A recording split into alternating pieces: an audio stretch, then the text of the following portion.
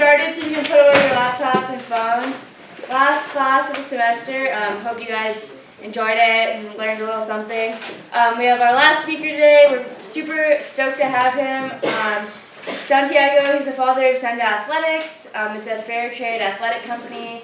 And they make fair trade soccer balls and support nonprofits that use sports to improve their communities. So really awesome last class, and if we could welcome him to class, please. So curious, I asked you a little bit earlier, some of you came after. I have a short presentation, and then I have the option to also speak without a presentation and just be a little more candid and not have a presentation. Maybe we'll do show of hands. How many of you would prefer to do actual like a presentation with slides and everything, as opposed to doing just full on speaking more directly and candidly? How many prefer a presentation? How many would do it more like candidly, just go up to it?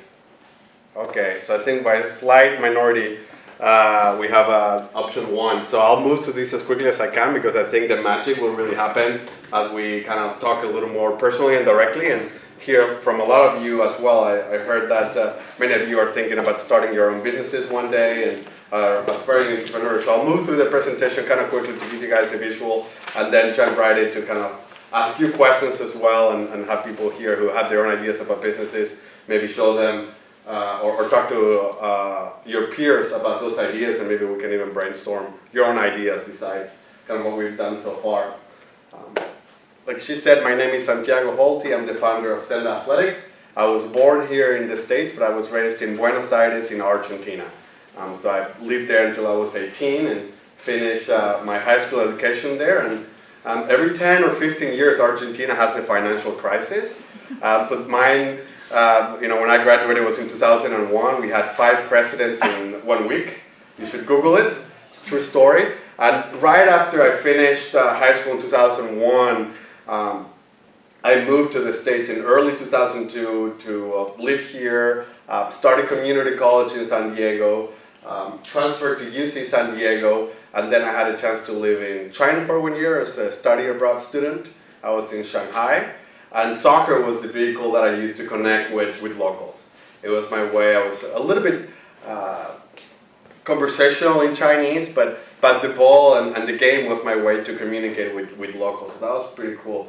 Then after a year in China in 2008, I was actually there for the Olympics, which was awesome. I saw my team Argentina win the soccer championship in Beijing at the Bird Nest. I got a ticket at the last minute to see the finals, and that was awesome. I had a chance to go and study in France, in Paris, which was also an amazing experience. That was early 2009. And in China, I was studying international relations and a little bit of the Chinese economic miracle. And then in France, I was studying sustainable development. So how can you bring sustainability to business? So that's a little bit of my background. And then when I had to decide what to do in 2009, I was about 24, 25 at the time. I took a little longer to graduate than most in the community college and had to work a couple of years without going to school to make ends. I kind of had to decide, do I just go and join, a large company and postpone my dream of starting my company, or do I combine my 2 passions for soccer and my experience with soccer as a tool to connect people and help me? And then at that point, I had also developed a passion for fair trade, which is using the power of the markets and using commerce and consumer products to help people as opposed to charity.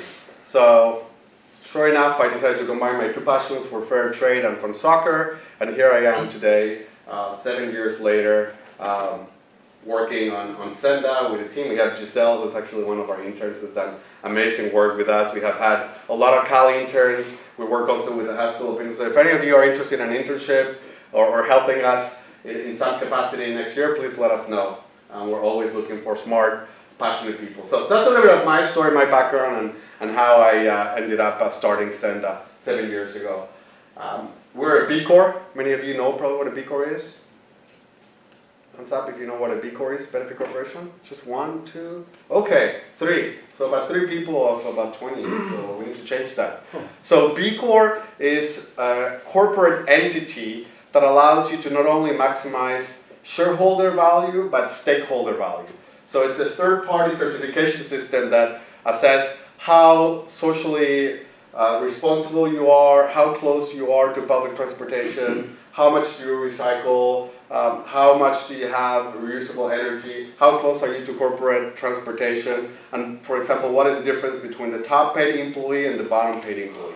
So this is a third party, B-Lab is a nonprofit that certifies that, and over the last few years they were able to start actual laws that give you the ability to become an LLC, C corporation, S corporation, or a B corporation as your entity. So if I ever decide to pay more to my workers in Pakistan because we decide that that's the best thing to do for everybody, not just us, my investors cannot sue me if I'm a benefit corporation. It also tells consumers that there's a third party that has certified Senda and have found us to be socially responsible. Anybody here who's interested in social responsible business or business as a whole, I highly recommend to you that you Google benefit corporation. We think it's the future of a business where eventually it almost become obsolete. Like, of course, you don't have a big disparity between CEO and lowest paid and you're not making 400 times more. Of course, you're close to public transportation, but for right now, working with an organization like this makes sense. Did you have a question? No. Okay, sorry. So let me jump into it. So we're fair trade certified, which most of you probably know. It's also a third-party certification that audits the factory where the balls are made, and it guarantees that there's no child labor, that people have good working conditions, and that we're improving the livelihoods of the people making the product. So we're right now the only company that's doing fair trade soccer balls in the US. We have a couple of competitors that are kind of doing some samples and small tests, but as of right now, we're kind of the main one with a full collection line. So let me tell you a little bit about the problem that I saw as a soccer fanatic playing in the streets. Basically, what I saw is that more and more of the money from the product that I bought, whether it was a ball or shoes or a jersey, it was going more towards marketing. Endorsement of professional athletes making millions of dollars, and the quality was actually dropping for them to be able to afford that. So that's where I said, like, wait a second, yeah, I like Messi, I like Cristiano Ronaldo, I like Neymar, but why? I don't need to help them to buy their next Ferrari. I want a ball that performs well, that is at a good price, and that hopefully also takes care of the people who make the product. So that's where I said, like, these guys are spending less money on the product itself. It doesn't look like the people who are making the product in developing countries are improving their livelihoods, and I don't have the ability to buy a ball that's ethically made. So that's kind of what made me think, like, wow, like there must be other people that think like me that are interested in getting a product that's high quality, that's just as good as anything else, but that's done ethically and that's not just helping athletes buy their next supercar. So that's kind of the source that the problem that I found in the market that made me want to start Send Athletics. And then this is the solution that I brought to market. Top quality fair trade soccer balls that give back, and eventually our vision is to become a triple bottom line version of Nike. How do we bring this model to other industries and to other sports? It is very important as a small business, and Giselle can tell you we're a small team. We have more things to do than hours in the day. We could be trying to do this with apparel, which we actually tried and kind of failed. We could be trying to do this with volleyballs and basketballs and footballs and bring this model to other sports, but we find that if we... maybe you have to log into the internet. Or maybe what I'll do is I'll turn off the Wi-Fi so it doesn't offer me to connect. So for us to be able to focus right now on soccer, which is the game that we love the most, and bringing innovation to this category and winning in this category, it makes more sense than starting to do too many sports at the same time, and sports that I haven't played. I played rugby as a kid growing up, but I couldn't intelligently speak about the sports and the need. I can really speak about that in soccer, and I'm a soccer junkie and a soccer fanatic. Another thing that probably you've heard over and over, I would hope from a lot of the speakers, is when you're thinking about starting your own company, you have to be extremely passionate about whatever you're doing. If you're like, I see a problem with toothbrushes, and I don't really care about toothbrushes, but maybe there's an opportunity to make a lot of money here. It's going to take a long time to be successful in whatever you do when you come to market with something. So if you're not passionate about something, even if you find a huge opportunity, I would say don't do it. because you're not going to be able to do well and to go through all the ups and downs of starting your own company from scratch. So notice how kind of in the beginning we had top quality. We put that there because product is king for us, right? You can be fair trade, you can have a social mission, but if your product doesn't perform just as well as everything else in the market that is not fair trade, people will not embrace it. People will not really support it. So like, that's a nice thing. I'm glad that he's trying to pay people a fair wage in Pakistan where the balls are made and that he has this big vision. But when I go to play soccer, I want a soccer ball first and foremost that works well. So it kind of took us a little while to just kind of nail down the quality. I'm passing around 2 soccer balls that I think emphasize 2 different parts of the company. One is the kind of shiny color, kind of matching the quality with the orange ball of what you see in the market today. That's a price point of $25. That was key. It took us almost 5 years to get to that price point where we're at a mass market where people can go into a store and they can pick up a Nike or Adidas ball for $25. They can pick up that ball, feel that they're both very similarly in quality and price, and hopefully take ours because they like our story. And that's packaging that we developed to be at Target. Last year we were at 425 Target stores, and we had to develop that packaging in about 6 weeks. That was a very stressful and interesting experience. So this is our value proposition. And of course, we're in a very crowded space with multi-billion-dollar brands. So if you don't come with something different and unique for the consumer, you're going to get lost in all the noise. And even with this unique value proposition, we're still working hard to not get lost in a noisy market with a lot of very large campaigns, famous players, famous clubs. So the first value proposition is craftsmanship and quality. And like I said a little bit earlier, we noticed that a lot of the bigger brands, they have a big name, but they're lowering their quality. The second one is fair trade. So this idea that the people that are making our products are getting a fair wage, no child labor, and good working conditions, and that's kind of unique to us. And the third one is that we give 10% of our profits to NGOs that are using soccer to improve their communities. Again, I love to use the example of the big brands paying athletes billions of dollars. There was an Adidas contract signed with Manchester United. It was $1.2 billion over 10 years.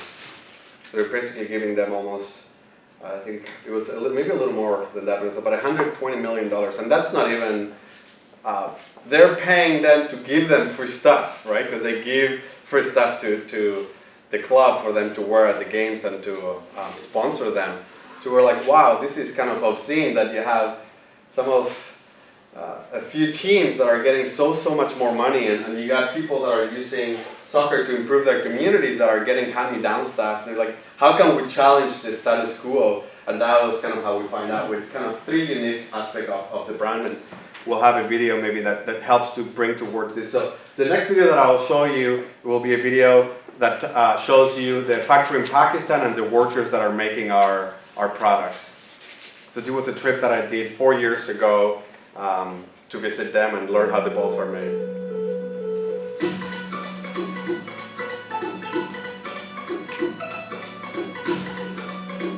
So this is a town called Sialkot, which is about 2 hours from Lahore.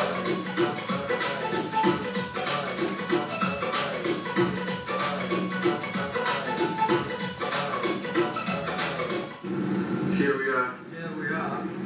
My initial thoughts going into the factory to see how the balls are made, we were, wow, look at all the people behind the product. There's a lot of work that goes into every single ball. There's a lot of craftsmanship, and also there's a lot of pride. And it was great to put a face to the people behind our soccer ball. So one of the teachers who taught me how to make a ball was a teacher named Tahir Abbas. So Tahir is a disabled teacher. He has polio, and he was always smiling and positive. And I asked him, Tahir, what's your dream in life? He dreams to get married. His dream is to get married. And he dreams to have more earning, so that he is strong and stable, and nobody sees about his disability, and some good girl is ready to marry him.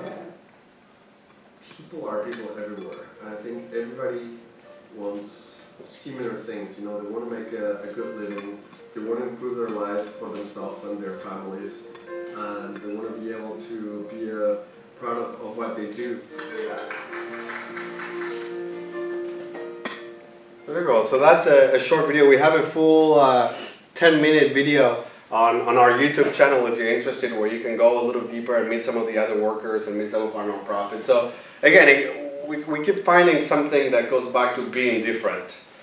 You probably don't see these kind of videos done by like the big sporting good brands, right? Where they go and they tell you about the workers and who made the product. That's radically different, and that's our approach, and that's hopefully where we're starting to see people your age and even older millennials that are embracing this, that they want to know who made this product, how did it get there, how many resources were used to make it, how are people compensated when they're being made. So that was radically different from what everybody else was doing. So this is a little bit of our traction. We're about 6 years old. We've done about 1.1 million in sales. My first order was of 750 balls, and last year we did about 30,000. So the other thing is start small. If I had started with an order of 5,000 balls year one, I would have been in trouble. My first order would have been too big. So start small, iterate, test pricing, test margins, test marketing, and from there you can grow bigger. So we started small. We've done about 80,000 units to date. And we have done this so far with about $280,000 in angel investment. This is investment that we got from other entrepreneurs, from business owners and investors that believed in our vision. We found mostly 3 retail channels to date where we have been very successful. Soccer.com, which is the largest online retailer. Target, which to be honest was kind of a lucky strike. They had launched a campaign last year called Made to Matter, which is wellness brands like Ben & Jerry's, Method, 7th Generation, Kind Snacks, Cliff Bar, kind of better for you organic brands. And so they were doing a campaign in which they were highlighting all the stories and they were asking all these brands to create innovative product for them. And so I tweeted that, hey Targets, congratulations on Made to Matter, exclamation mark, maybe soccer balls are next, question mark. And somebody from Target called us. Believe it or not. And one of my interns picked up the phone and I hear him say, Target. It's like, is this some kind of broker trying to get us to hire him so he can take us to Target? And then he speaks for like 30 minutes. And I was like, so what did the broker want? Like, no, that's the head buyer for sporting goods division at Target. They want to do a call with you next week to learn more about your company. They saw your tweet. So, that doesn't happen all the time, but when it happened, it's pretty awesome. And 7 months later, I was at the 27th floor of the Target headquarters with the CEO of Ben & Jerry's and Kind and 7th Generation and Method. And I'm like, oh, probably this guy's selling a month more than we sell in a year. And here we are at Spear. We were the 31st brand of Target. So that's been a great story. So that was a lucky strike. So I'm like, oh, it wasn't a lot of work. We actually had to do a MBA in retail in a month, basically. How do you develop packaging? How do you develop a supply chain to work with them? How do you develop transportation to the headquarters? That was a very interesting experience. But last year they were about 30% of our total sales, so they were a big component. And then the other one is Amazon, which has been amazing supporters, even though we're still a very small fraction of their sales. What we're saying with each of these retailers is that our story resonates, and our story is different and unique, and that's why they have chosen to work with us, even though we're a very small team. And in developing our brand, what we have learned how to focus, we've learned to focus on growing segments. So futsal is this version of soccer. It's a 5v5, a smaller size ball, a little bit weight. We have learned that there's not enough supply of those kind of balls, and there's a lot of demand, so we specialize in that. There was a street ball that maybe some of you have seen, that's made of a rubberized material that's for playing on the streets. That's again very different and unique from anything else that's out there. We have the new kind of mass selling product, which is a $24.99 ball, and then we have high school approved kind of high quality balls, and all of them are competitively priced, which is very important. And then just be very sure of who you're going after, and maybe be open to change who that is. Maybe we thought, oh, maybe teenagers will be very interested in this, and it could be a class project for them while they're in school to learn about fair trade. What we've learned is that millennials are kind of some of the most engaged for us. There are people who are maybe graduating from college and they're starting to make a little more money and they want to start to buy in accordance with their values. And then we kind of identify three types of millennials. The player who's playing for exercise and community. Maybe they had their first job, they move across the country, and they're using the game to stay fit and to meet new people. And the coach that's teaching values to their players and is interested in teaching them more than just how to play soccer. And they ultimately influence both players and parents, and then parents. And this was, I think, what Target was working with us to reach. How could they reach soccer moms across the country that are buying organic product, local? How could the soccer ball, by being fair trade, kind of satisfy that demand for soccer moms that want to buy something that's made in a responsible way? And then we kind of developed a sales channel to serve every one of our personas. We thought the player would be shopped mostly on Amazon, the coaches on soccer.com, he's a little more specialized, and then the parents at Target, and maybe Target.com. So this is a video of one of the nonprofits that we support. Also very different. There's a lot of different ways people are involved. So this is Power Soccer. They play on wheelchairs. And we developed a ball specially sized. These are previous designs. Over here. So they can play on a wheelchair. The game already invented. We existed. We didn't invent the game, but we developed a very unique ball that none of the big brands are doing. There's an actual World Cup that you can play for coordinator for Power the Soccer. Bay Area Outreach and Recreation Program, otherwise known as BORC. You know, really, people need to look past the chair. They need to look past the crutches. It's just people playing soccer.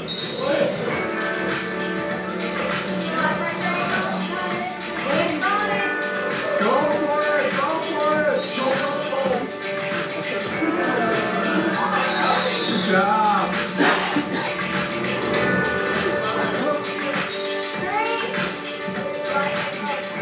So I'll leave it at there. You guys can also go to our website, go to GoPro, and you can see the full video. It's super inspiring. But again, very different and very unique, both in the terms of the game itself and kind of the kind of thesis, right? Like, what are you going to spend your marketing dollars in? Are you going to spend it on big contracts for rich soccer players, or are you going to spend it on nonprofits that are doing amazing work to incorporate, people who are maybe outside of society and give them a chance to be more inclusive, feel more inclusive in a way that uses sports to do that. So this is a little bit of our sales strategy. Again, also pacing ourselves. We kind of, like I said, we kind of got lucky. Target should probably still be over here if it were not for that tweet.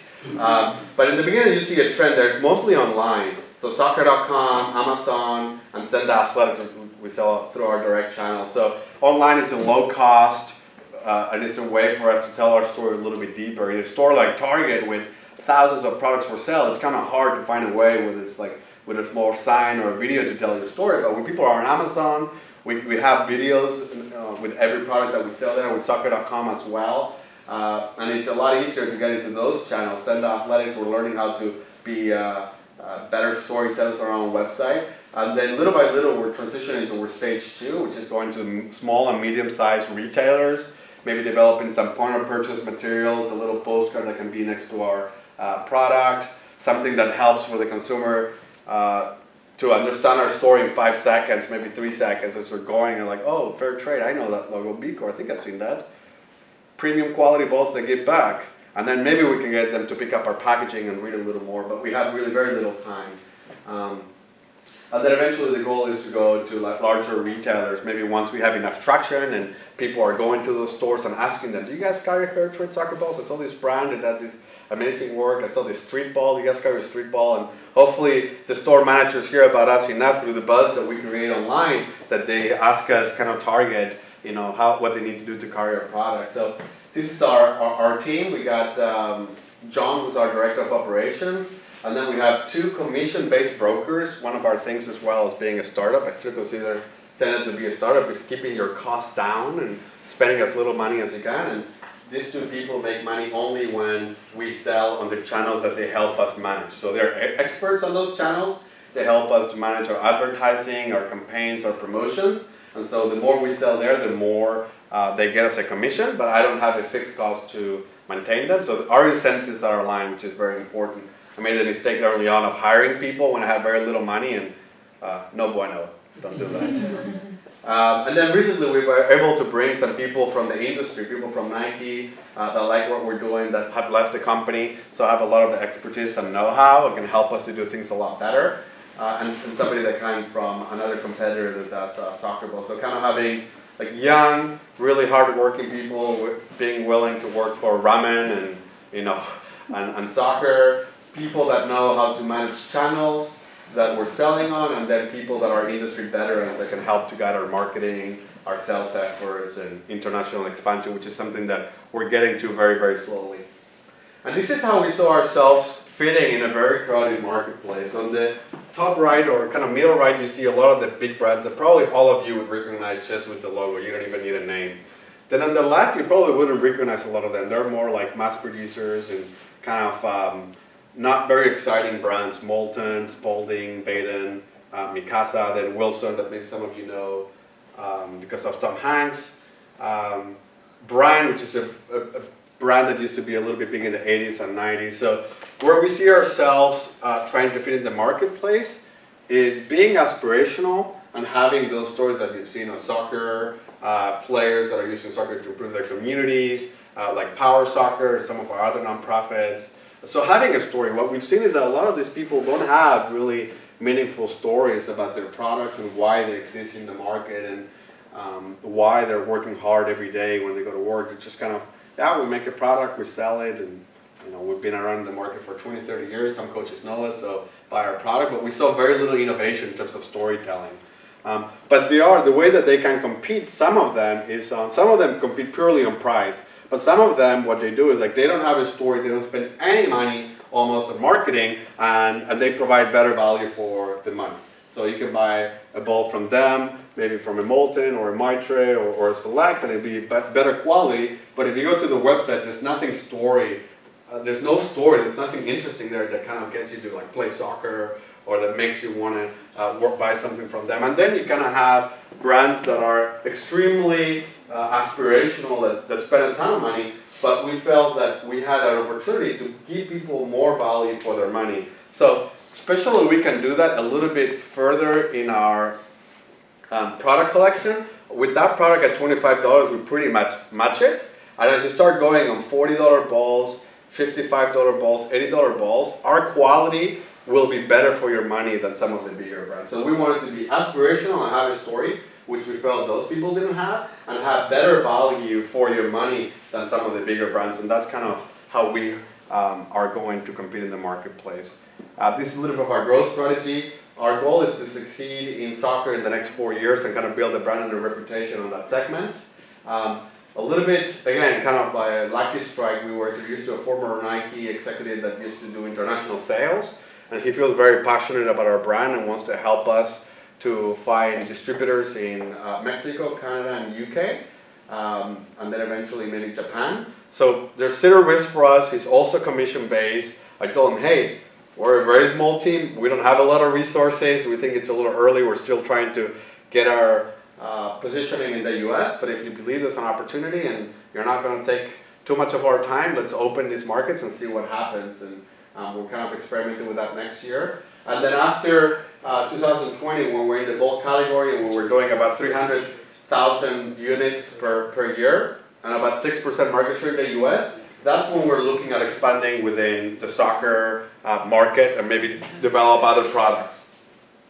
And then only after we kind of have done this, or this could eventually maybe flip, where you do other inflatables, other balls, other sports balls, and then go deeper into apparel. This is something that we'll look, but what it's been great is for us to be able to understand that we need to focus on this, that if we start doing other types of sporting good balls, if we start to do other apparel, then it takes away from our ability to execute in our current market, which is soccer balls. So innovate within futsal, innovate within street, tell the story of those products, how they can be used, how they can be, how can the consumer benefit by buying our product instead of another one. So that's something that is very important also for you as you think about how to grow, is to make sure to stay very focused. Here's an example. Probably, how many of you know about the Patagonia brand? Yeah, so they're kind of one of the leaders in the space in the outdoor. So this is how they look at fair trade in their apparel space. In 2013, we really started in 2010, but we incorporated in 2011. So they came in 3 years after we did, and actually 4 years. In 2014, they started with 10 fair trade apparel items. Next year, they're going to do 300, which is about 30% of the entire line. So look at the growth of that. That's pretty spectacular to see. And we're very excited about this because they're going to help educate a lot of consumers that fair trade is more than just coffee and tea and chocolate. So we're very excited about that. And then another company that has embraced that is a brand called Prana. How many of you know Prana?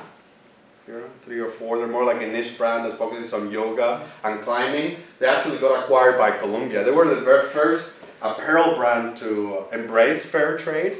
I think around the same time that we did. I think 2011 they did fair trade apparel. And 2 years ago they got acquired by Columbia. Not just because they were fair trade. They had a big brand and they had a big also focus on a niche market like climbing and yoga. But they got acquired for $190 million because of their focus on serving a market really well and being very focused and embracing some of the new things that you're starting to see in the market with like fair trade and social responsibility and always having a top quality product but having some of the social responsibility that some of the bigger brands don't have yet. So with that being said, I would love to just maybe start a conversation, hear what people are thinking about doing, in terms of starting your own businesses or maybe answer any questions, totally up to you. However, I can add more value to you guys. Yes, is a question this time? Yeah.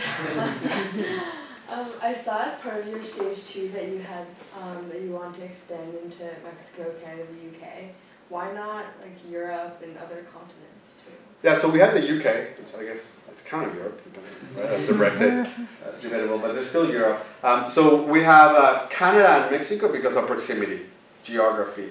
You know, it's easier for us to serve those customers. The UK because of the English.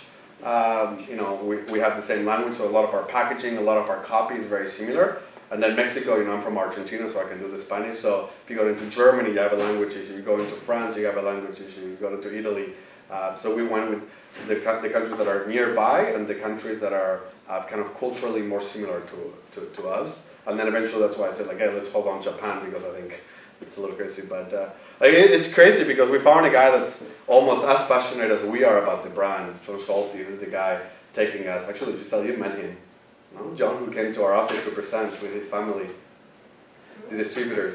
So he is extremely passionate about our brand and what we're doing, and he's been helping us to take the brand to other places where he sees the success, and we're letting him lead it. Yeah. How did you choose to have your factory in Pakistan? That's a great question. And then like, if you do expand into places like Dick's Sporting Goods and they demand like a lot more balls, like, do you think that'll be difficult to like manage the factory? Like, do they have the room to grow that big? Great question. So Pakistan, we actually went to Fair Trade USA, which is a nonprofit that's based in Oakland. And when we went to them and told them we want to make fair trade soccer balls, where can we source them? They had factories that